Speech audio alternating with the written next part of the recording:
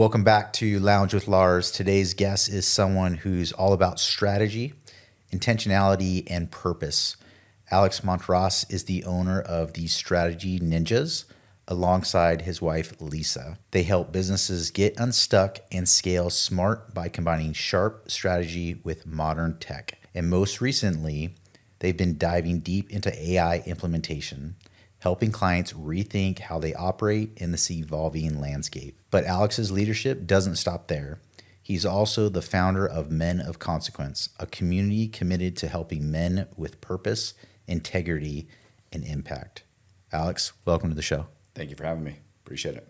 That's a great intro. I appreciate it. We're going to talk a little bit about how we made that script. I know you fairly well. We've met multiple times at our office, and my wife was doing something and you participated, which was awesome, supporting the wife and her endeavor. That thing fizzled out, but she had a great run on what she was doing. Appreciate you supporting her. Dude, for sure, man. That was anybody that's ever trying to launch anything.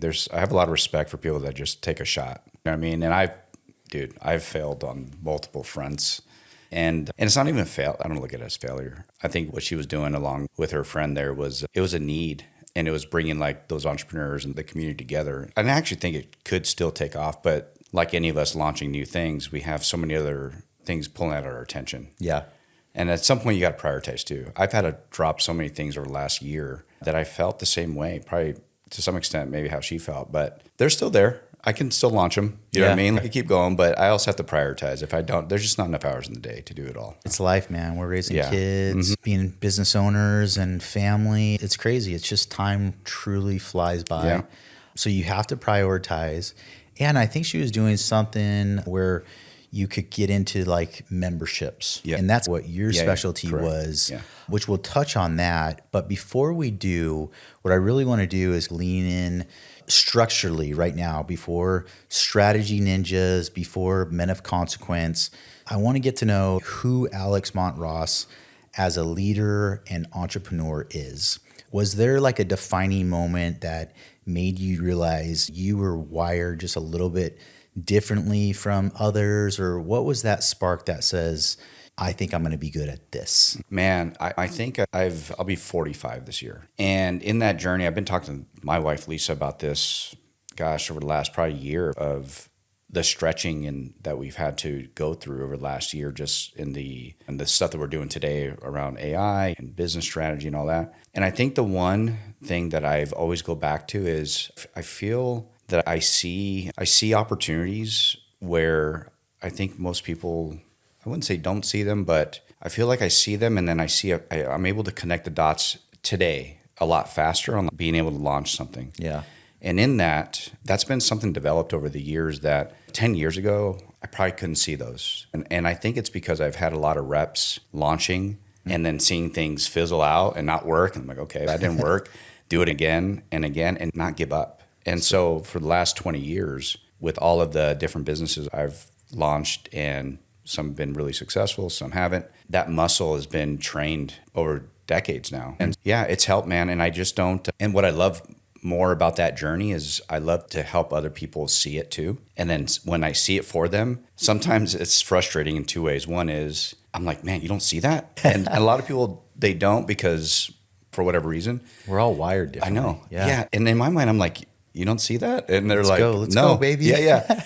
And the other part of it is when they do see it, it's now I want to just be a champion for them and promote and say, hey, now you can't give up. Because that's the main, I think a lot of people just stop too short. Like they'll start something and then they just stop. And the journey's been many years, from corporate to my own businesses to being on the brink of failure, of disaster, to getting back, dude. We've all been there, man. Just, brink of failure. You're looking over the cliff and like, oh my gosh, here we go. You're like an inch away from, if something doesn't work out, man, it's going to be not good. Because my wife and I have always come to this conclusion that we always do the worst case scenario analysis. And this is what we mean by this. If worst case scenario, something doesn't work out, okay, what happens? All right, especially for those that are on our own, go get a job. Okay. And second case, worst case, you can't find a job. All right, that's the second. Then we're like, okay, what's worse than that? You're like, we start selling things, right? On Amazon, whatever you got in the house. We just start selling stuff, okay? Then we go down and like, all right, after we start selling stuff, if we still can't find a job or we can't launch an idea, we can't make $1,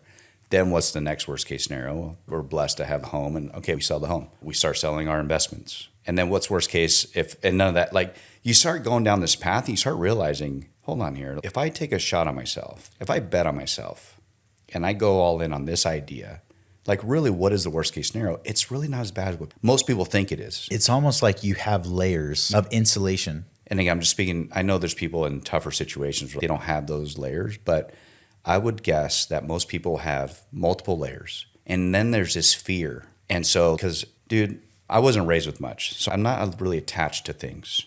I know some people that weren't raised with much and then they get it and they're like, they just have to hold on to it. I lost everything in 2008 after the crash. I had to rebuild myself in a new city. I was raised in Vegas. I went bankrupt, lost everything, moved to Bellevue, Washington. Didn't know anybody there with my ex-wife at the time.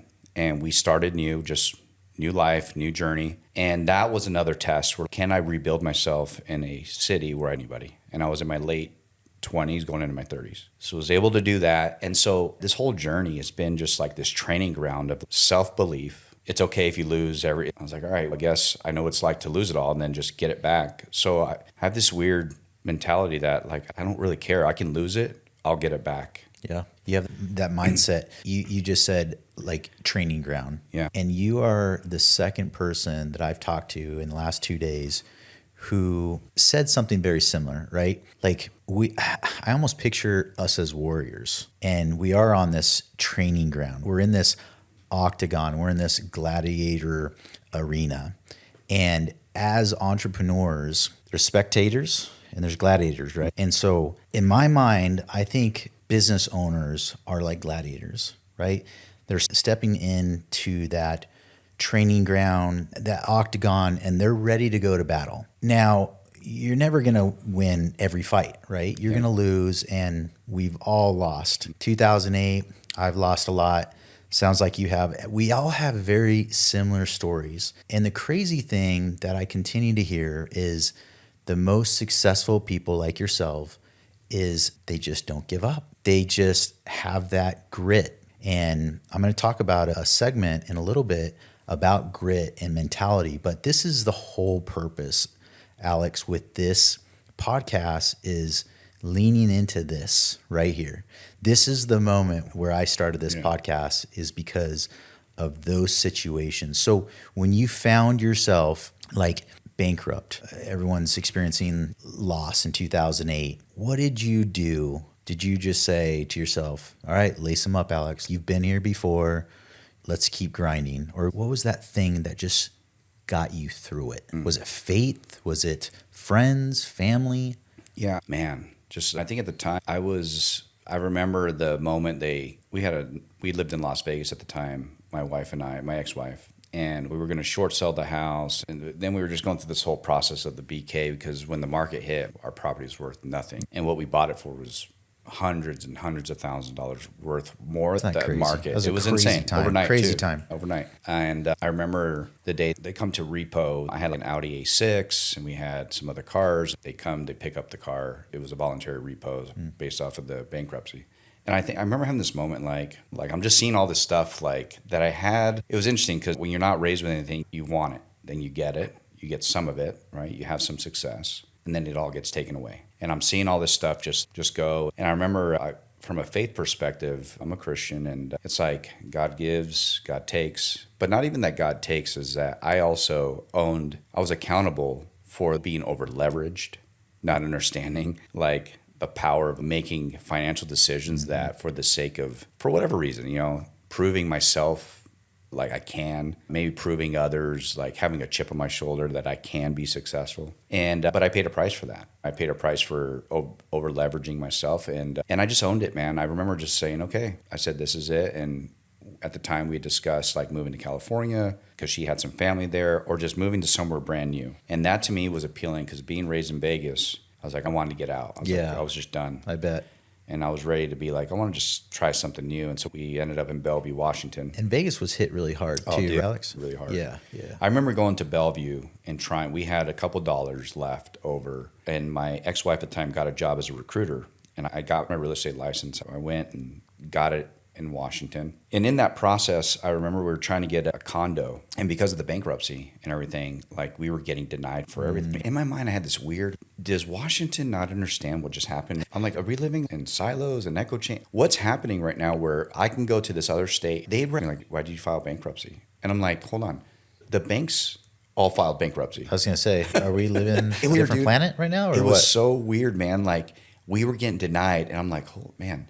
So I'm making deals with these landlords. I'm like, hey, we will pay you 6 months in advance. Just like we need us. And we were like, the time was ticking. We're like, we had to move. And finally, this couple gave us access to a condo it was one of the rental properties.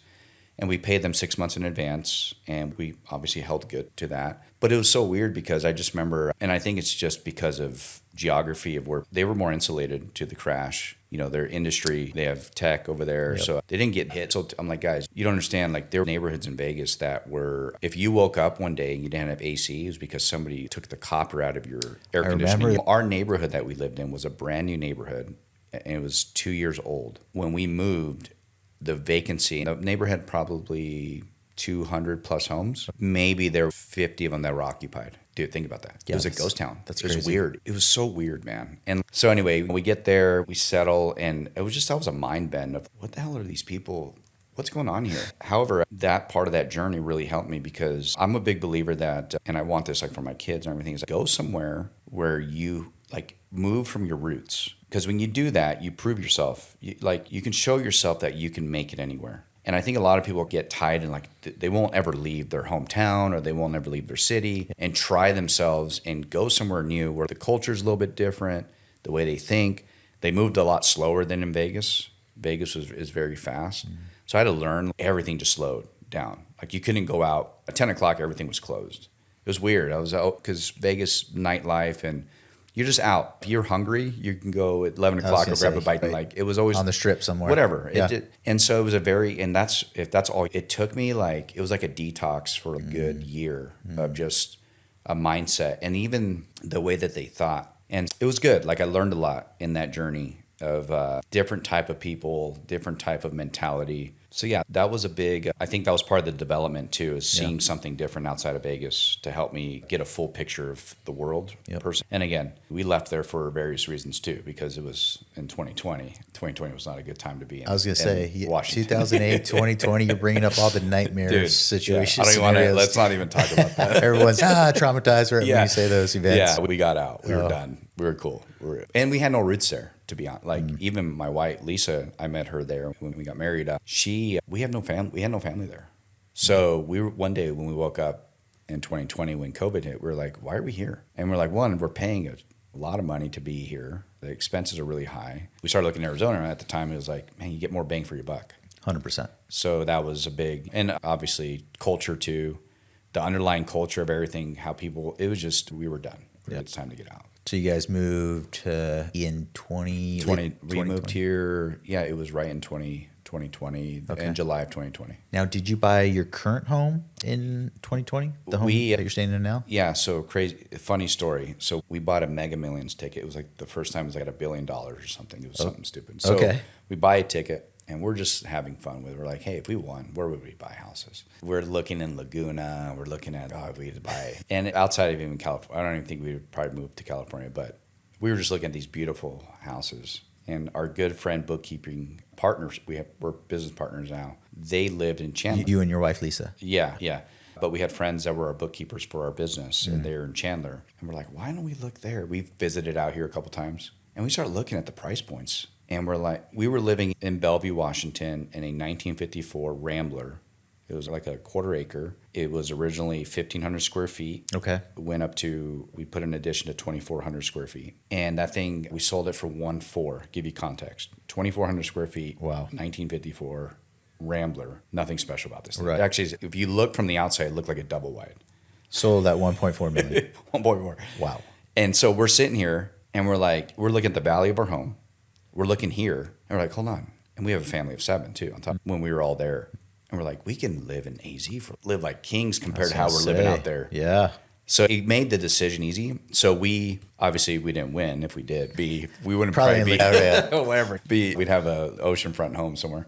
But man, it was so fast. We made a decision. We came out here. That was on I think that was like on a Saturday. I flew out here Tuesday, started looking at homes. We came back out the following week and we put an offer on in the neighborhood and that was right before the market was still soft here. It didn't ramp up yet. And then we moved in July. So we sold our house in like the end of May. Boom, we were here in July. So it happened fast. And real estate took off here. And then it took off. And so the house took it was almost a year or so to build or whatever it was. It was 8 months or 9 months. And we ended up renting and then we moved in May of 20, I think it was May of 20. Yeah, gosh, you probably saw your values just grow like crazy. It was good timing because we were looking at the home in Washington. Looking back, it would have been nice to have kept it because that kept going up. It's 1.7 now or something. Stupid. Real estate, man. I always go just back to 2,400 square feet. We all live in like nice homes now. And we didn't know anything about the area. Looking back, I think we would have bought like maybe in Queen Creek or something with a little bit more land. We just like that we can get more square footage than what we had. And so it all worked out. Yeah, it did for sure. And selling at 1.4 and buying here. And we know what valuation prices here. Yeah, and then that took off and it was just all great. That's awesome, man. Good timing. Good for you guys. Yeah. Let's lean into your new business, Strategy Ninjas. Tell me about that, how it got started, and how are you and your wife working in the business right now, and what are you guys doing? Strategy Ninjas is a rebrand we had a company called Step Up Method. We had the name because it was like stepping up into something greater for your business. So there was like this framework behind that. But man, the name just didn't resonate. So we're going for a walk one day. I've been around for the last 2.5 years. Step Up Method was. Now Strategy Ninjas. So Strategy Ninjas / consulting for a little bit over 2.5 years now. And we went for a walk one day because that's what we do. We work from home. So just to decompress middle of the day, we'll always do these 15-minute walks around the neighborhood. And we always wear black just because it made the uniform process easier for us to not have to suit up and do all this stuff that I used to do another time of my life. So were you a suit and tie man back in the day? It was corporate and I went through that phase. So obviously I was a fireman, right? Yeah. And I was just blue collar. And then I transitioned into this financial field. And I always thought, like, when I saw all these investors and investment advisors and fiduciaries and financial advisors, they all had suits and ties. And I thought that's what you had to do to get into the business. And that's what I did. It was like literally from light to dark, right? Yeah. From blue collar to white collar. I'm wearing these ties. I'm going out getting suits and stuff. And I did that for years. And then you know what I found? I found out once you connect with people, it doesn't matter what you're wearing. Dude. And it's so true. It's like I could be wearing a ball cap, but if I'm sharper than the next guy, or if I work harder, I know more, there's different vehicles that maybe they didn't get exposure to, I know about. And then you could tell a story. If you could tell a story, you can land anyone. Yeah. Would you agree with that? 100%, man. I remember there's somebody that inspired me it's been a journey because there was this weird time where I thought like that first impression mattered, where you had to be, especially coming out of corporate or the real estate world. It's like, there's a lot of, you're trying to, it's like impersonate, what's the word I'm looking for? It's not imposter syndrome. It's like fake it till you make it. Yeah, it's that whole attitude, faking it to make it. And so you overextend yourself. You're not really that person. You try to act like you are. And what I've realized, I think it works when you're in your 20s and 30s, if you're dealing also with other people that are in their 20s and 30s. But the older you get and you start realizing like, hold on, dude, the guy you're talking to that's T-shirt and the jeans that has millions of dollars, he sees through all that already. Right. So now that I'm like getting older in my journey, I know who I am already. You know what I mean? And it's not that I'll never show up sloppy but there is something about, I think, having a brand. Like you got to brand yourself. Yes. And so I remember I always think about like Steve Jobs, or you think about these iconic people that they just started branding themselves like they were known for. Even like Zuckerberg would be the T-shirt, jeans. And there was one real estate investor in Washington that I became friends with and ultra successful. It's named Thatch Wynn. And I remember when he transitioned, he went through that transition suits, and then he went to like joggers, his Yeezys at the time. This was like 2000, 17, 18, 19 kind of thing. And then he would wear like black shirt. But I knew who he was. Like, dude was legit. And he's speaking on stages. He's wearing that. It's just, that's the outfit. I'm like, man, I like that. And so I remember one day I was like with Lisa, I was like, you know what? I'm done with it. I'm going to buy a bunch of joggers, jeans. I like the black shirts because they fit, and I want fitted nice shirts. And I'm just going to keep wearing that. And sure enough, the more I did it, if I ever wore like another t-shirt, it would throw people off. Oh, I was expecting you to see you like in a white. Yeah, whatever. And so that became the brand. So when we went for a walk one day, and Lisa has a similar style. She loves just black clothes and whatever. We're walking. We're talking about the name, and this is about a year ago now. And she says, yeah, we always wear black. We're like ninjas. And I'm like, strategy ninjas. Yeah. And that was... and it landed right there? And I was like, that's it. And literally it was a walk right around our neighborhood. And I'm like, you good with that? She's like, I love it. Strategy ninjas. That's right. And we had all black with the teal. And then we even bought teal like Dunks and Nikes. And now we're like, okay, let's just lean into this thing even more. And that became... Now it's, dude, I'll get up in the decision just to get ready. I'll put some nice joggers on. I have nice black fitted shirts. I'll pick whatever pair of Nikes or whatever I want to wear, and I'm done. So cool. I get to work. And that's your brand. And it fits you. It fits the image that you're trying to go for. And that's so important, man. Mm-hmm. And it came to you from a walk with your wife. Yeah. It's crazy because it's like sometimes we make this so difficult, right? And we're sitting on a podcast and I'm like, I'd love to start a podcast. This would be awesome. What would I name it? With Lars. It literally just came to me like that. Yeah. And Lars is, I'm going to probably repeat myself hundreds of times on this podcast of like, why Lars? Because everyone used to call me Lars at the fire stations throughout my life. Not Larson, it's just Lars. And so how cool would it be just to kick it with good guys, good people, business-minded, and just talk about mindset and life and trials and tribulations. And I'm like, we could just rock it with Lounge with Lars. Yeah, I love it. Just hang in there. I'm not a beer drinker. I'm like, but I feel like we need like whiskey and like cigars. Yeah. Oh, and this setup is perfect for it. I mean, obviously that'd be a whole different thing. We would cloud this puppy up with cigars though. I don't know if Kate would fly with that. No, she'd probably be like, nope. I don't know if obviously the viewers can't see it, but I got a couple animals hanging on my wall. I don't know if they would be stinky a little bit. That's cool. But cool. the feel of it and like the lounging and like the essence of what you're trying to create here, I think it lends itself to that type of environment. Or even thinking that you probably could do something where it's like a collection of podcasts that are same setup, outdoors, where you do have that. It's a series of Love it.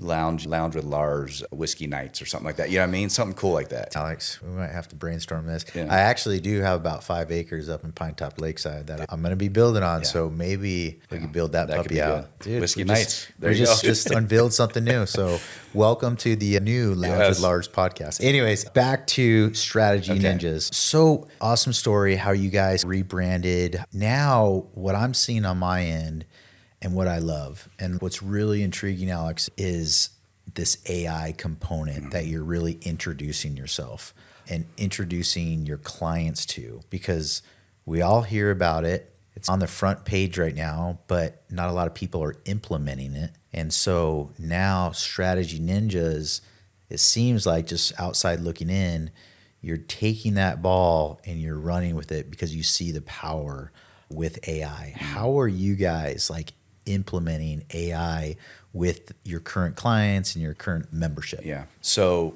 man, we've made, I think what we're realizing, and you're seeing this a lot with other, obviously, businesses, I don't want to say influencers because it's not really influencers, but it's like when you're seeing like the top guys in whatever industry talking about the AI and they're sharing their thoughts on it, and they're leaning more into it, whether it's through their service offerings, their programs, like those are indicators of, because those are also the guys at the top are moving the market. And so when we started seeing this, we got in early. I remember, so we had, prior to Strategy Ninjas, Lisa and I had a transaction coordination company that we built in Washington. And we grew that to be, it was the largest TC firm, they call it TC, transaction coordination firm, in the Pacific Northwest. And we got acquired in 21. And through that acquisition, we had a 2-year agreement with the company that acquired us to stay on board and like obviously help them in the migration of the company and employees and all that. And when we wrapped up that 2 year, we were like, what do we do? Like we had a weird identity crisis because you go all in on a company you built, you get acquired. What I realized too is when you go through an acquisition, and some of your viewers might resonate with this, it's exciting. You go through the acquisition, you think that your vision with that other company that acquired you is going to be aligned. And what you realize is once that transaction's done, your vision is done too. It's weird to even think. We actually thought that we were going to align and build something great together. And the reality was we have an idea of what we think is great. They have an idea. And I think that's common. We've talked to a lot of people that have gone through acquisitions. And it's interesting. It's like your thing is done. No matter what you walk into, and if you're an entrepreneur, especially, you're ready for the next thing. It's done. And so we had to wrestle with that. We finished our 2-year and we're like, what do we do? And man, we tried a few things. We were trying to help families at one point. We still have like family meeting planner. We developed one of those. We did like family coaching, like trying to help families like start businesses and not get divorced. Like just through our journey of, hey, how do you run a business together as a family and as a couple? It's hard. It's hard. Me and my wife are operating a business, a few of them actually. And sometimes you got to watch your tongue. I go through those moments where I'm struggling, Alex. I'm like, but thank gosh, we are completely different people. She's on one end of the spectrum and I'm on the other. And so when you have that, you have this high energy component and this soft, subtle voice who just keeps you level. And I think that's probably what's good about your team too. You probably are that business leader, drive, and push, and Lisa's probably like the sounding voice. She keeps me in check, man. I need that. If 100%. I don't have that, like... God bless women. Yeah, dude, I couldn't do it without her. 100%. I really couldn't. It'd be something totally different and probably not as cool. And so anyway, in that journey, we tried a few things, and we now have a business partner. He's one of the top during the NFT days when NFTs were like really taking off. The ape coins and the ape images. And I remember that. I remember buying one of the first NFTs, Top Shot. So Top Shot was the NBA's version of, I think it was NBA, but it was, you would buy these packets and they were like virtual. And it was like you opening up a packet of basketball player cards. So they were called moments. So it'd be like LeBron James dunk, and it would be him dunking, or Michael Jordan or whatever. And these NFTs were selling, you'd buy a pack for like $100, and on the market, depending if they created like 10,000 LeBron James, like a dunk in the playoff series or whatever, they all had their own identifier. They were worth more. And so I would buy these packets, and I remember the most expensive one I sold was like, I think it was a Chris Paul, or it was like $2,400. It's pretty good. So you buy it, you open it up, and all of a sudden it's like epic card, number 3 of 10,000. Yeah. And if it was number 3, then the closer was the 1. It was this whole thing, right? And then you just go online. They would have a marketplace. They built they were one of the first ones that did it. Dang. So they would build a marketplace, and in there people were buying these NFTs, reselling them. So you'd buy these, and then so I still have a lot of them. I don't know what they're worth now, but so that was like that whole time where like people were buying all of the art, the virtual art and all that. My buddy now, I met him in the company we got acquired by, and we became good friends, and he was in that space, and we would always be talking about, hey, this one, I got early access to ChatGPT when it had come out. And so I was already playing, and I'm telling everybody, I'm like, guys, this is going to revolutionize. And people were like, they didn't really get it. They didn't understand it. And so my buddy and I, we would just geek out on this stuff early on. And we end up leaving the company. He goes his way, we go ours, but we'd stay in touch. He ends up becoming like one of the most world-renowned NFT artists in general. No way. He's published in his like NFT stuff is in art galleries, these galleries in like Rome and Portugal. And he would speak on stages about the blockchain and it's all being like managed. And so he got really deep into the blockchain NFT space. We were starting to dabble into just the beginnings of what is this thing called ChatGPT. And that really created the journey that we both converged in eventually over the last year of, hey, let's come together. We have a good knowledge base of where things are going, and let's build something really cool. And like really start transitioning more from helping people. Our tagline now is, we made it really simple. It's, we help people launch ideas. That's it. What does that mean? If somebody wants to launch an idea, it's like through what channel? We can launch a membership. We can launch an app. We can launch a business, like a whole business for you. You want to launch just a specific, deploy a new process in your business. What's the idea? That's it. Yeah. What is it? Oh, I want to improve my operations. Perfect. We help you launch whatever that is, and through whatever modality, whether it's a new app, whether it's a updating your whether it's just, maybe it's just you need guidance and coaching. So we're able to customize, and we have standardization as well, but we're able to customize based off of what somebody comes to us with and the challenge, and we help them launch that idea, because everything's just an idea. It's just how do you get it off the ground. So we lead with strategy first. What we're finding in the AI space is a lot of people are trying to give like this quick magic pill. Give me the prompt. Give me the no-code app that can take my whatever. And what happens is you start launching these things into your business, and it creates more problems. You launch something, and so now what? You got what you wanted, right? You got this prompt that can deploy this thing for you, or give you a better output, or write your emails, or whatever. And that's super tactical. People launch these things, they don't know what to do with it. Okay, now you got some emails. Cool, now what do? I need to copy paste them and put them into my Gmail, okay, or into my CRM. Okay, then what? You're going to keep just going back and like just generating more emails? Like, what is the point of you wanting to do this? Is there a bigger picture of deploying a real solution that this is just one cog in the wheel of the overall solution? Let's talk about what you're trying to really accomplish. And then that starts the conversation of crystallizing the idea to a point where it becomes a real solution that can scale. So I think of it like if somebody comes to us and say, I want to launch an app. And we just start asking, okay, why? Because now with the no-code apps out there, you got Lovable, you got Bolt, you have all these programs. Every day there's a new one. People are launching things. This is cool. But one, it can be a time suck. Oh my gosh. If you just get in there and start geeking out on it. I could imagine. You're just building stuff for the sake of building something. You're like, okay, but where does this fit in your business? We have a client right now where actually they thought they needed us just to complete their app. And what we told them was like, we started asking these hard questions, like, why do you need this? What are you going to do with it? It's this calculator thing, and it's going to do this, and it's just going to help the client experience. But then what happens when you give it to them after? What's going to happen after? Yeah. Because there's a one and done thing. Are they even going to use it? There was no thought beyond just giving it to you to use. Okay, how do we engage the customer further? What is that process for your business? There was no thought. It was just like, I just want this cool thing because it's cool, the shiny object. And so where we differentiate ourselves is we lead with a strategy mindset first. What is the strategy? Not the prompt, not the thing you're going to get out of it, but what is the strategy behind why you want to do that? And then that lends itself to a better outcome. We can then build something amazing for them. Whether sometimes, dude, it's AI is a lot of times it's just automation. It's not true AI. They think it's AI. It's no, what's your CRM? Oh, go high level. We can just create an automation there. We don't need to spend all this money. Oh, really? Yeah.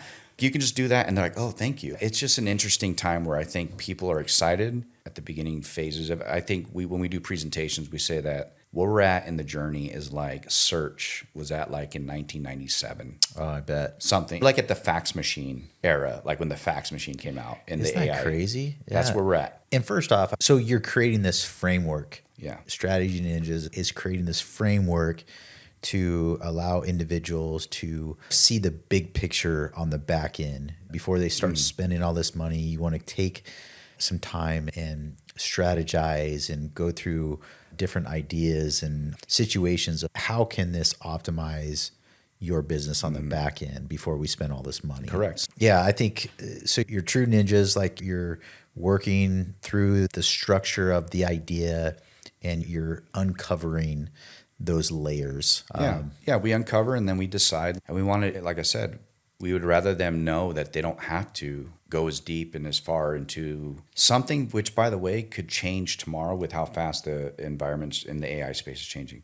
Every day, like today, I think we just saw the news. For example, I don't know why OpenAI does these model updates.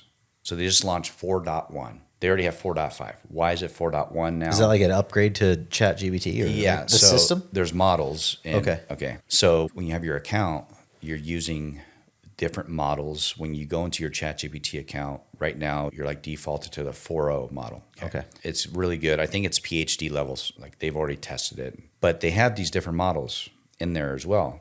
0.3, 4.1, 4.5. And in essence, the difference is like you have these reasoning models now. So 4.5 is like a reasoning, that was like their latest one before 4.1. And if you know the power of these models, you know that you can use them for different use cases, right? So if I want to do deep research, let's say, for example, I want to do deep research on my competitors because I want to build a marketing strategy to outpace my competitor, whatever, something like that. If my competitor is well known, they probably have a lot of content online. I can take a deep research model like a 4.5 and prompt it and ask it to deliver for me a full market analysis on my competitor and a way that my company knowing it would know about me obviously up front because I've been feeding it for a while. I have instructions behind that. Got to feed the beast. The knowledge base, and there's a knowledge base behind it. That model will reason. It's going on behind the scenes. It's not just filling the blanks. So if you think about, people think, wow, it works so fast. Like, how did it know? It's obviously taken a large data set over God knows how many years, and it's just filling blanks in. So when you say I need a marketing plan for my business, it's not that it's magically, I can figure out your marketing. It's seen that scheme so many times that it's just filling in blanks, and you're like, wow, that's amazing. The reasoning model, though, will actually validate, is this based off of what you told me to do for you, Alex? Is this the best? And it will go back and forth, look at other resources and be like, ooh, this one seems to be, and it's reasoning. Right. And then it gives you a way better output. Okay. So those different models have different use cases. Not a lot of people know that. Yeah, I had no idea, actually. I just started dabbling in ChatGPT. I was literally laying in bed. My brain was like on all cylinders, just firing. And I was like, because obviously I do the financial stuff. I'm like, how can I use ChatGPT to create portfolios with crypto? Because a lot of my clients are like, hey, Ryan, can we get crypto? Can we get crypto, NFT, all that stuff? It's the wave right now. And so I'm like, yeah, I just don't specialize in it. And so literally last night, I'm like, all right, I'm going to just test this. So I just went on ChatGPT and I was like, hey, can you build me a conservative, aggressive, moderately aggressive portfolio with crypto using different crypto coins, and literally just put it in bullet format, and it did it. And I was like, wow, this is actually pretty cool. So I was like, it's almost like a hook where I could go out and I could talk to individuals now and say, oh, yeah, we build crypto portfolios based on being aggressive, being conservative, and this is what we do. This is the percentages. Alex, I didn't think of that. That was all ChatGPT. And I'm like, that's what I think people are so maybe scared of, or maybe they're infatuated. Like, what can it do? And they don't know. Like, using your services, you're able to help those clients or members navigate what they're thinking using AI. So is that accurate? Oh, yeah. Okay. No. And we'll do, right now, in the last 6 months, surprisingly, which has been interesting, we've taken off on, we've been more in the demand has been for education. We've been doing a lot of workshops. On AI. Yeah. We do, like in June alone, first week of June, we got 3 back-to-back. We'll be probably in front of potentially 500, and this is in the real estate space that we're talking to right now. Wow. In a matter of 3 days, because we'll do one workshop, and all of a sudden they come up, they're like, hey, can you speak to our office?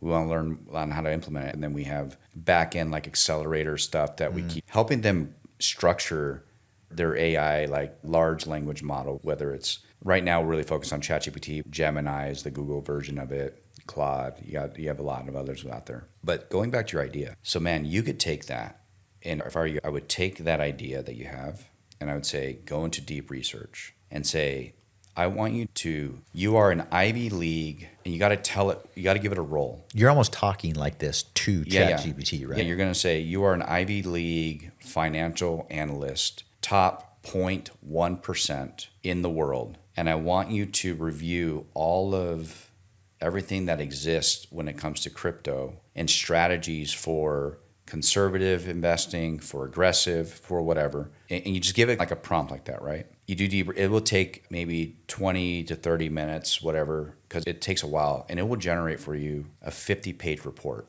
So that's the deep research. When it's taking that much time, it's actually... It's going out to everything. It'll go get white papers from Harvard. It'll go everywhere. It'll go to Fidelity. It'll go to all of these white papers, anything that's out there. You have now a knowledge base. So you take that knowledge base and you create for yourself either what they call it, if you have a paid version of ChatGPT Plus, or you do a custom GPT, you take that knowledge base and you pretty much configure the instruction. So the instruction now is, my name is Lars, and I'm a crypto financial analyst. I'm going to use the knowledge base, because you upload the knowledge base as a file on the back end. And I could definitely walk you through later on how this works. This is how you want to structure it. You're on fire right now. And then so you do that, you have the instruction. The instruction is then, it's like the person. So it's your consultant. Say you are my crypto consultant for strategies.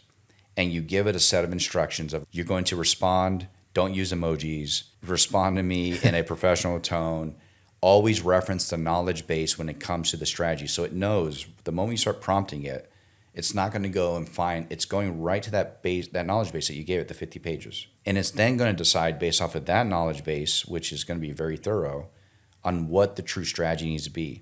If you don't do that, you're getting like this although it looks good, you're not getting like, that's the type of stuff that differentiates like people that know how to use it and don't, that can make you stand out when somebody else comes in and does the same thing as you. And they go and they talk to somebody with, we have a crypto portfolio strategies. They're going to do the same thing, but if they don't understand the power of a deep research process, building out into the strategy of deploying the content you're going to give to clients or whatever, it's night and day, freaking night and day. Yeah, you just sold me. And that's what we do. We teach people how to do that in whatever industry. And that's just like off the cuff. Yeah. An idea like where and dude, it would blow your mind. You'd be like, oh my my gosh. Sounds like it. Yeah. For you listeners, Alex literally just sold me on like yeah. why I need to become a client. So I guess we're going to have an outside conversation, but very cool, man. It's such an exciting time with AI. We just brought on a gentleman to help us out with AI. He's more on LinkedIn and pushing stuff over there, so I don't have to do it. Yeah. And so I think like freeing up time is the most valuable thing that we can do.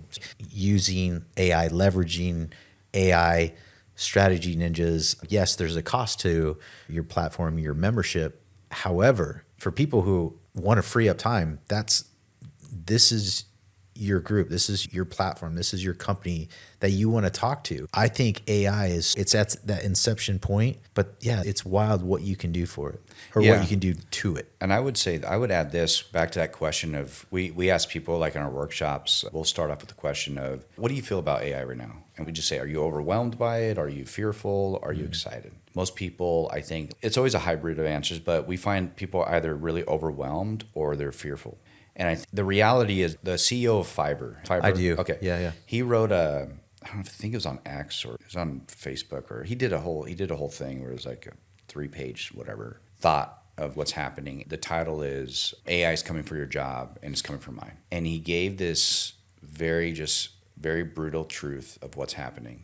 And I think he has a good perspective because the gig economy is being impacted. You don't need to go and get a logo anymore from Fiverr and pay $100 because you can go now to Canva AI's tool, or you can go to literally freaking ChatGPT has a great image generator.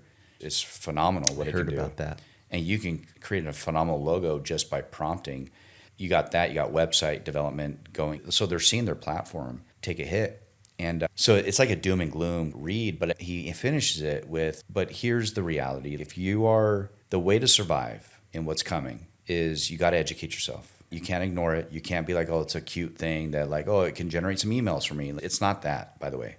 It's not just generate a social media post, which people are using it for. And that's what we're trying to get people to like, hey, it's time you got to wake up. Like you got to understand that this is the ones that will survive it is because they've educated themselves. They can connect the dots of like where it's going next and get a little bit further ahead in their industry to be like, I'm staying one step ahead, where the people using AI to deliver results to their clients are going to be the ones that will survive. The ones that aren't, they're going to get outpaced. I was going to say, there's no way they can keep up because the amount of stuff you can get out and be able to get 20x your productivity. If you're not using it, you're wondering like, why is business slow and it's not coming to me? And you look at your peer and you're like, they're always busy. It's probably because they figured something out. Yeah. And they're just like, they're all in. Yeah. And so where it's going is, right now we're like telling everybody, just prompt, get educated, be part of communities, connect with people that are doing it, lean into it. Don't be scared of it because those that do will survive. Lisa was just at a conference in Gilbert and the guy from Deloitte was speaking. Again, don't quote me on the exact number, but they were saying that, I don't even know the years. I think it's 5 years or by 2035. It's something in that range. There's going to be 50 million jobs lost but there's going to be 75 million jobs gained. Jeez. Those new jobs are going to be new skill sets, new people coming into the market. There's even like a stat right now that's saying, I think in the next 5 to 10 years, there's going to be 1 billion new entrepreneurs that hit the market. I feel like we're like in a gold rush right now of AI, man. If you can just figure out a solution for your industry, you'll hit pay dirt. That's what I was just going to say. I'm like, we're at this inception point, this gold mine when it comes to AI. And it's so cool that you're leaning into that, man. Hats off to you. Sounds like you have a great partner. Obviously, another partner with your wife. But man, that's exciting stuff for you, man. Congrats on everything. Real quick, I have another question for you with business. Like when it comes to business, what is that lesson that you've learned when you're running a company? How do you balance business and life? Because it's not easy. So how do you run a business, run a life? What's some nuggets you could throw at us? Yeah, man, I feel I've answered this question in a very canned answer because it was truth on how it used to be. But if I'm being brutally honest right now, the way that my wife and I navigate this world of business, family, is the question more than balance is what season are we in? Because I think the balance question creates a lot of frustration. It creates unhappiness because you can't really find it. It's like a pursuit that you'll never really land on a true balance on the scale. You're going to always be somewhere off and you're going to be frustrated because the pursuit is not balance. It's no, we're just in fall. We're in the winter season. We're in the summer season of this journey. We're back in the springs. Okay, we got out of winter, thank God. And I think looking at it in seasons of, are we building right now? Are we nurturing? What season are we in? Are we in the season of rest? And then having open communication with your family, because I think that's the biggest thing that we learned in our journey is when we were communicating and when we have communicated to our kids, to each other, we're at peace of, okay, we're in a busy season. I think it's going to be a good 3 to 6 months. What's the expectation from each of us? To the kids, hey guys, daddy's going to be busy. We're working long hours. It's only going to be about, I'm just telling you, 3 months, but we have these things in place to make sure that we spend quality time but just know that we're in this season right now where once we get out of it, we'll be back to more of a nurturing season with the family or with the marriage. And that's been extremely helpful to look at it in seasons and not in balance. Cool, man. Said, yeah. I love it. That's something I'm gonna definitely take away from this podcast. Yeah. Looking at it in the eyes of different seasons. Wow, that's powerful. Yeah. All right, so we're going to move into a little segment. I teed you up a little bit, but it's the Live Lars segment. And it's all about saying yes to growth, living boldly, and becoming the next level version of yourself, even when it's uncomfortable. So Live Lars is just a mindset and that growth mentality. And from what I've seen, Alex, you have it. You are essentially embodying that Live Lars mindset. One thing that stands out about you is that your leadership is clearly there, and it's not just limited in business. You're intentional in how you show up as a man, as a husband, community leader, and a community builder. And I want to lean into that, okay? So tell us about Men of Consequence and what inspired it, and what does it mean to be a man of consequence in today's world? Yeah, thanks for that, man. I appreciate that. I think Men of Consequence started, again, from another rebrand. And when COVID hit, we moved out here. That was like in a time where I think isolation was real, man, where people weren't able to, they were trying to come out of getting back to a normal state of connection with community, with friends, with family, with all that. So I remember I reached out, it was like January, I think it was 21 at the time. I'd reached out to a few friends of mine, I think it was January 22. All I wanted to do was connect with my good friends that were out of state and just let's connect on family, on work, just have and it was called the Men's Business Alliance, that's it. And so we ran that call for a while, it was like 11 of us. And it was just an excuse to reconnect with some of our buddies that were all scattered through the US and stuff. And I remember I'd read a book called The Intentional Father by John Tyson, pastor out of New York. And the first time I ever heard the term men of consequence. And what he was comparing it to was that Jesus is the ultimate man of consequence. So he was wanting to raise his son. And in the book is about really, the term's only used a couple times, but it was like a weighty term. I was like, that's a man of consequence. I was like, man, I like that. And he ended up, the whole premise of the book is, and I highly recommend it, it's about creating a rites of passage for your son, because we don't have that in the United States. And so he looked at all these other cultures, and these other cultures have rites of passage for their kids to launch into the world. And the book is about being intentional as a father and his journey of like how he took his son and created a rites of passage so that by the time he became a man, like 18, 19, he was ready to launch into the world. Yeah. And so I remember one day I was like sitting there and I'm thinking, man, I think this group we're all having these type of conversations. This is what we're trying to become, men of consequence. I went and looked up the domain. I'm like, it's available. I'm like, by the way, I'm like right now in the middle of trademarking it. So I went through a trademark process. Oh, still? Right. Yeah, right now, okay. We're like at the tail end. We'll probably get it in the next month or so. So it's almost completed. And I was like, that's what we are. We're men of consequence. Let's aim for that. And just leaning into our faith in Jesus for those that... And the group was open to everybody, obviously. I'm not a big believer like cramming Christ down anybody's throat, but we invite everybody to come in.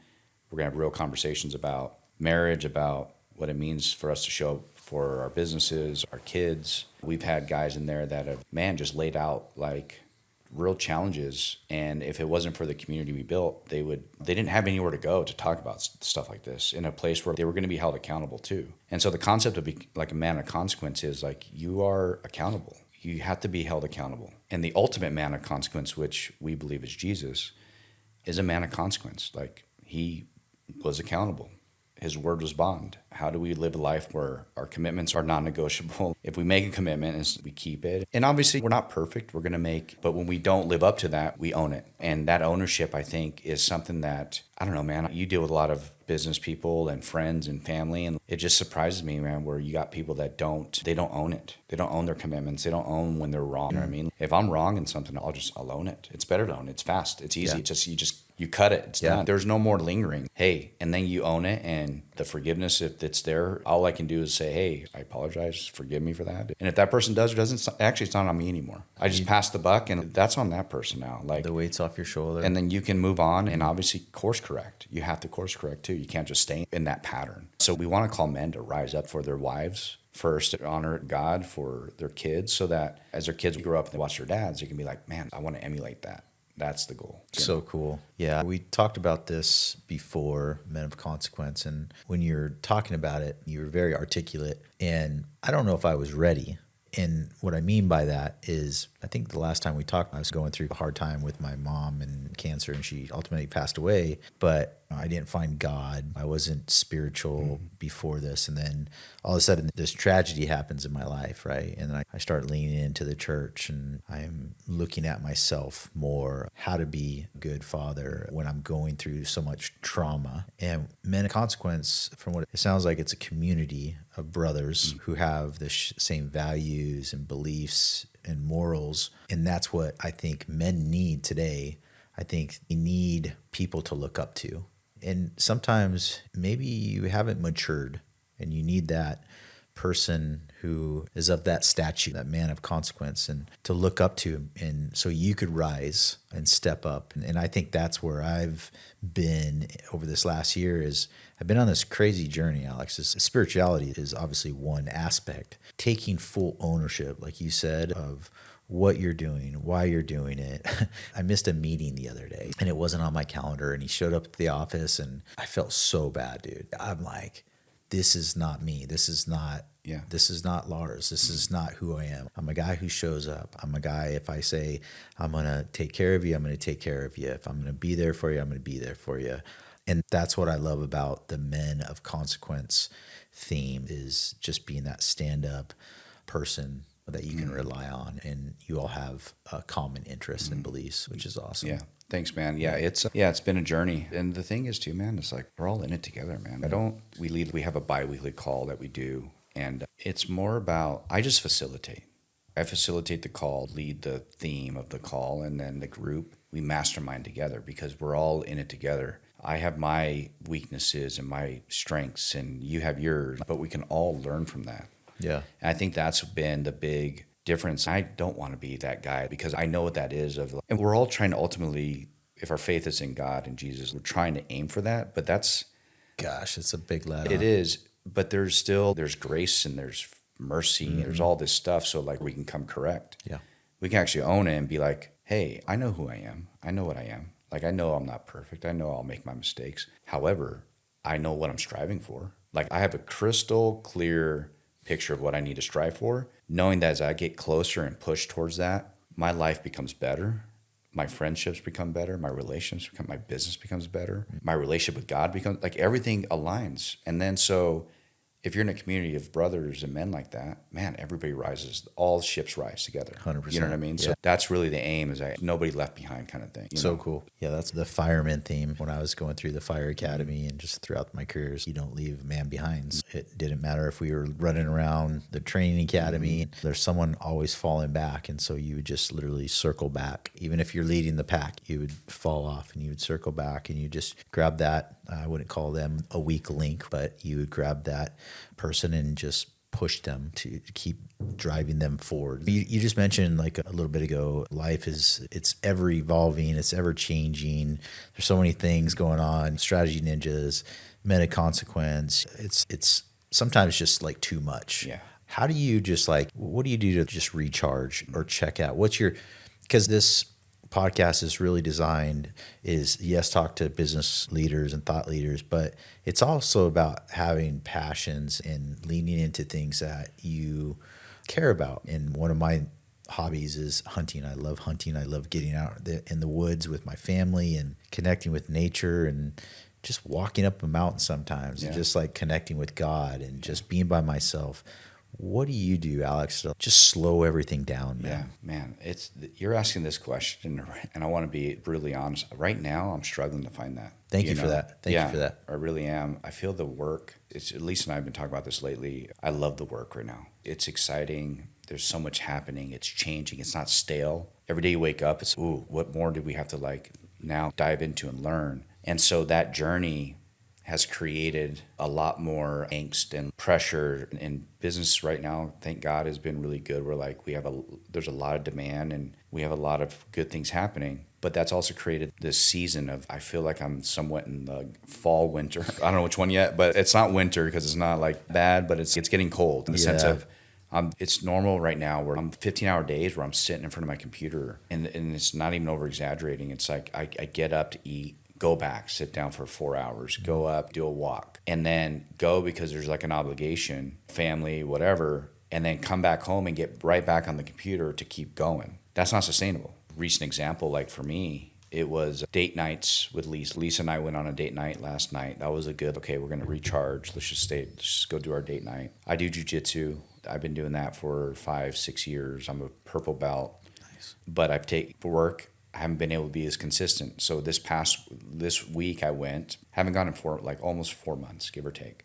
Just training? Just training. Just to even go train. Wow. I get in there, I got my ass kicked, man. I bet, dude. I felt like a white belt again, dude. I felt like a white belt. I'm like, oh man, but I needed it. My neck's all jacked up even right now, my neck's all jacked up just from that one. And it was just getting that energy out some way. Yeah. So Jiu-Jitsu that's something. I was doing pickleball for a while, and then that kind of died. I had a big push, and I love it. It's fun, but I just can't find it. It's just like another thing. Yeah. Jiu-Jitsu, I'm already knee deep, dude. I'm halfway to a black belt. I was gonna say, yeah. I'm almost there. I got trenches. brown and black. That's it, and I'm there. And that's a commitment I made to myself. I got to get to black belt. I'm on that journey, so that's always there. Every morning, Lisa and I, most mornings, we do, on average, we're doing 4 to 5 days a week of the gym. Okay. I always start my day off at the gym. That's like the way to set the day. Yeah. What gym do you go to, by the way? We're at EOS. EOS, okay. Yeah. Are you going to be going to this lifetime? We'll probably, yeah. I think everyone's going to be going there. I know. Man. It's going to be busy. It'll be busy for a while, and then it'll probably simmer out. But working out right now, outside of this season, there's a few things. A guilty pleasure of mine that I love, man, is poker. Really? I love poker, man. Wow. I'll play in the tournaments, and I love tournament play. Okay. So I've done very well in the last few years at the Arizona State Championship tournament. So I'll probably play that this year. There's a process for training and going into a big tournament like that. Back in, 22? So in 22, the field was like 1,500 players. I finished 22nd. And then in 23, it was a 2,200 field. I almost got to the final table. It was finished 12th. That's fantastic, man. Yeah. And holy heck. It was a grind. For me, that's where, if we go on vacation and like we do cruises and stuff, and that's my thing. I like playing poker. It's a good disconnect, mental, just play cards, and also the social aspect of it. You get to meet a lot of cool people. Yeah. All right. I got to ask now, I don't know if you're going to share it, but what's one strategy that you have that you keep in your back pocket to get you to that table? When you're playing tournament poker, you have to have, they call them like zones. You have to know what zone you're in depending on your chip stack. So at the beginning of a tournament, if you're deep, they call it deep stack. Let's say you're whatever, you have 400 big blinds, they would call it. If it's like the big blind is $100 and the chip's 100, you have 400 of those, right? 40, is it 40,000, I think, give or take? Yeah, 40,000. Let's say you start with 40,000 chips or 50,000. You're in a deep stack tournament. It's going to be a very multi-day type thing. Yeah. So you can pretty much play straight up poker. You can fold your hands. You can re-raise. You can 4-bet. You can do all those things and still like even, okay, you fold it after the 4-bet because guy went all in. And I got queens. He might have aces. I'm going to fold. I don't want to go out, bust out. But as you get deeper into the blinds go up, your chip stack is relative to the big blind count. So as you get closer to when you have 50 big blinds and you get to 40, 30, as you go further, if the blinds are 1,000, 5,000, 10,000, now you have 1,000,000 chips or whatever, like the stack is, right. The big blind is always relative to how much you have and then, you know, how many blinds. So you always want to know your blinds. Got it. But as you get short stacked, when you're into that 30 and below, 30 you can still play decent poker. You just can't you can make one bad mistake and screw yourself. So once you know your zones, every zone like 0 to 5, if you have 0 to 5 big blinds, you're like in they would call like you pretty much have one hand at it, but you want to have a value. Meaning if I know I got to go on this one hand, it's pretty much you almost play any 2 cards, but you bet. Let's say I'm in button or whatever, you bet like the value now to get that 5 big bin matters because now I'm going to get my 5 turns to 5x, like because it's 5 times 5 players in the hand. Understood. Okay. So you're looking for the value. You don't want to just go all in and have one guy because then, okay, you just got like a 1-to-1. Yeah, almost. exactly. You don't want, Yeah. So when you're like people don't know how to play short stack well to survive a tournament and you're going to be short stacked eventually. And so short stack play is when you got to know your zone, and then they call them like re-zones, where you have enough chips where you can put pressure on a player to fold even their good hand, because it's enough pressure to make a dent in their stack in the part of the tournament where it won't make sense to call. You have a push-fold zone. So all of these zones, they matter when you get to that short stack, which you will eventually get. Most players are going to end there, and they don't know how to play it. They're always like all in, and they'll be all in with 30 big blinds. It's like, with a hand they shouldn't have done that with, or they misplayed the hand, or they didn't realize what position they were, or even the player, they'll bet a hand knowing that the guy over here has a stack that he has to go all in on, and now you're just throwing chips away. You don't want to do that. So there's all of these things that you got to be aware of as you're playing in tournament to survive, to get far and deep into a tournament. And if you don't know those things, you always just think, shucks, it's bad luck. No, it's like there's a strategy behind how you actually navigate your stack. And you got to know when to implement those strategies. Hence the strategy ninjas. There you go. Even in poker, right? Yeah, man. That's awesome. Life and business is poker, man. I always look at it through the lens of poker. It literally has so many parallels that it will blow your mind when you start. Yeah. Anyway, so that I love playing poker. It's my, like I said, guilty pleasure. That's good. You lived in Vegas for so long. So did you pick it up there in Vegas, or did you pick it up? I started, I played, you know how it is, I don't know, if college or buddies, you play a home game, right? Everybody comes with their $20 and they play just for fun. So I think it started with like some home games. And I think I played my first, I was so scared to sit at a table. It was like 2-4 limit. And you sit with $40 and you have 2-4. And it's the worst. Limit poker is the worst because everybody chases to the end and it just doesn't work. But I would play that, and then I started doing no limit, like cash games, and I started learning. But I didn't know what I thought. When you start playing poker, you actually can deceive yourself to think you're good because you won a few hands, or you won maybe even a tournament. You played at a home game, you won. You're like, I'm a good player. With your buddies, yeah. You're like, I took those down. Yeah, you think you're good, and I went in, I think it was 2018, 19. I said, all right, I'm going to get a coach. And I actually got a coach, and he had a program, and he was the coach that he was part of the team. There was a guy, I think he won in 2017 or 18. It was Q Win. He won the World Series at the time, and he was running a seminar, and then he had this whole analyzer. So you would run your hands, and then as you're running your hands, it would give you like data behind like how you're playing the hand and like your statistics and equity and all this stuff. And so I went to Vegas, did a seminar with these pros. He would sit down with me, and then he'd teach me like, he would go through my hands because it was in his software. He's like, let's go through this hand. He's like, why were you playing like ace 10 offsuit and you're in middle position? Why were you doing that? And I'm like, I don't know, ace 10 seems like a good hand. And he's like, what can beat, like you're in middle position, you have all these people in front of you, left to act. What are you going to do if you get 3-bet? Or like, what can be ace 10? And a lot of hands. And so you start thinking more. You have to think more about the hand and what position you're in. And what if you did get 3-bet? And did you just throw away chips for no reason with ace 10 that you can't call? Yeah. If that guy 3-bets you and he's in position, you don't have a strong enough hand to call it. You got to fold. And you just threw away chips. Like, it's better to just get rid of it, wait, get in position to play a hand like that. Because you can play the ace 10, but you want to be in like button, maybe cut off. So anyway, he started giving me more insight on like the mindset behind when you play and the type of players. And even when you're at the table, you're categorizing every player. Every player has a tendency. And I learned when they were training Q-Win, because back in the day, they would have like a gap between when somebody qualified for the final table and then you would see it on TV. There was like a 2 or 3 month gap. They hired an FBI profile analyst. And what that profile analyst did was went to all the players, like they did a profile, they analyzed all the players that were going to be there. At the final table. The tendencies. Eye twitches. Everything. Smiles. All of the tells. Frowns. The way that they bet. Raise. So they went into that game understanding like if I apply pressure to him, he'd probably fold. If I, like, they knew the tendencies, and sure enough, they won. And when you're playing for that much money, you're going to probably spend some money to have that type of data behind you so that you 100%. Know exactly when you're playing, when is the time to make these moves that are going to actually go through and work. So that opened my eyes to like, oh, there's layers. And that's why, yes, there's an element of chance and all that, obviously. But the skill behind it, people just think it is layers and layers of understanding. It's layers. I had no idea. It's unbelievable, dude. Yeah. It's not just cards. It's like there's so much strategy behind it that it will blow your mind. I think I'm gonna have to take you to like a fireman poker night. I'd love to. And we could just be in cahoots. We'll collude. Yeah. What's that movie where they Rounders? Rounders, yeah, man. Dude. I'll be like. I don't want us to get beat, dude, like he did. Come on, you're a purple belt, bro. I know, man. Yeah. I'll bring my little girl. She just got her. Oh yeah, that's right. Yeah, that's awesome, man. I saw that on. I think it's on Instagram. She's having a blast. That's so funny. See, we're talking business now. We're talking poker. That's where I want this podcast to go, man. I don't want it to be all stiff and regimented and this is business 101. Yeah. No, let's talk about business and kicking ass. Yes, always, man. Oh, that's awesome, man.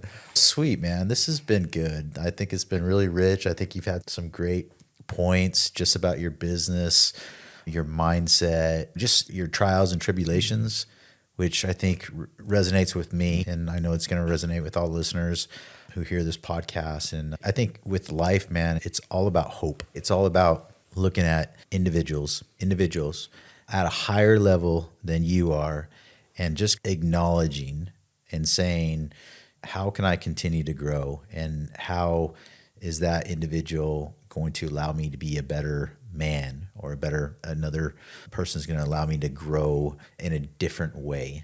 And I think what you're doing right now is you're setting the stage where individuals can look at you and say, man, Alex is, first off, he's a good poker player. Not good enough, man, but I'll take it. I'm believe me, I feel like I suck at everything that I do, dude. I show up and I'm like, I suck, and they're like, you're good. I'm like, in my mind, I'm like, no, dude, I suck. But see, I think we all do that though. Yeah, and I think we got to somehow share these stories where I know I battle demons, right? You battle demons as well. And we talk to ourselves this negative way sometimes, man. And I don't know, I'm 47 and I'm just learning. I feel like I'm unstoppable at this point in my life because I was that person. I had those thoughts. And obviously I'm going to still struggle with not my identity, but just am I worthy? But I am. And the reason why I am is because we're all good people. We all have flaws, but ultimately we're just striving to be better. And I think that's where I was going with that, is just looking at you like you're crushing it, man. You're using strategy ninjas in a different way than Level Up. So you're even stepping up with that method, strategy ninjas. And it's like you just keep doing these different things and ultimately the money's going to follow. And yeah, we're doing it for money, but it's all about purpose. Yeah. And I think that's what I'm hearing from you is there's no season right now. You're in the thick of it. It's what season am I in? I don't know, because you love what you're doing. So you have that purpose. And I can imagine selling the transaction coordinating business left you with this void and who am I? What do I do? But it sounds like, man, you're killing it. You're going to have people just knocking down your doorstep with AI and strategies ninjas and building that framework of how they can take their idea and deliver it to the world. Hats off to you, dude. Congratulations. I saw your boy just graduated. No, we got so my daughter just moved here. So we have all the kids now in Arizona, which is cool. So my 24-year-old, she'll be 24. She just moved from Washington. She's doing great. She's got a job. She's got her own little apartment. She's out like in North Scottsdale. She's doing everything on her own. I'm like, I'm proud of her, man. She's adulting. That's so cool. My 21-year-old, he just turned 21. He's doing great, man. I'm proud of him. He's doing phenomenal. Our 19-year-old, we have a blended family. But I've raised her. Peyton is the middle one, which it's Lisa's daughter, but I've raised her since she's 3 or 4. And she's doing great too. She's working like 3 jobs. She's doing, man, we have a blessed family. Everybody's doing great. Nobody's pregnant on drugs, at least I know of. Cross your fingers. Yeah, I don't know. It could be, they could be, I don't know. But they all seem to be doing really well. And then we have our little ones, man. They're doing really good in school too. And man, I just look at, dude, that's the good stuff, man. How old? What's the young ones? We got 8 and 10. 8 and 10. But they'll be 9 and 11 now this month. Yeah, 9 and 11. Very cool. Yeah. 2 birthdays this month? This month on the 20th, Winston turns 9, and then we have Lil turns 11 June. Wow. June. Okay. So any summer plans? Yeah. Well, Memorial Day we'll be out. We're going to do, all the kids are going to come with us and my mother-in-law. We're just going to do Disney and like Newport for the weekend. Awesome. So we're excited for that. We just did a cruise in April as a whole family, which again, disconnecting. That was a good time to just recharge. We love cruising. It's been our thing for a lot of years. So we love it, man. Yeah. It's so much fun. Especially when you have a big family, the cost of everything you can't, I don't know, I feel like you can't beat it because you get to see all of these different places on a cruise with all the port stops and then the food's included. The kids have activities, like the whole thing's set. Yeah. So we always loved it. And yeah, so we'll have the family here in a couple of weeks and going out to Disney and then doing the beach and stuff. Heck yeah. Looking forward to that. Where do you roll at? I'm at Gracie Barra on Chandler, the Chandler. Chandler one, not here. No, I wish. I drive by it every day and I'm like, oh man, it would be so much easier. I've been at that one for forever. So you know your crew. That's your jam. I can't ever. It's 20 minutes there and back, but those are like my people, man. I wish I can go here because it's 2 minutes. I know. I think it's the way to do. I sustained like a pretty bad wrist injury last year, and it's finally feeling like I could go. But I was a wrestler. I was never in jiu-jitsu. Like seeing Mia out there. You would have an advantage as a wrestler, just like going in. Yeah. Obviously, you can't. You're learning how to be on your back. I teach her like how to go in all the time, like honey, single to double, like ankle picks, and that's one thing that Mia has right now. She crushes like on her feet, and I'm like, just stay on your feet a little bit longer. Just like if they're trying to pull you to guard, just try to break the guard and get there. Just take them down. I don't know, dude. Because when she mounts, I'm like, she's good at the arm bars and all that good stuff. But Alex, before we go, where can people connect with you, learn more about Strategy Ninjas, and just get involved with Men of Consequences if they're interested? You can follow me or find me on Instagram at Alex Mont-Ros, just all the way through without the hyphen, AlexMontros. And website for Strategy Ninjas if you just want to connect and talk about ideas and business, thestrategyninjas.com, and then also Men of Consequence.com as well. Right on. Alex, thanks again for being here. I appreciate it. And for those of you who are listening, this is a reminder, don't just level up, live Lars. I love it. I appreciate it, Alex. Yeah.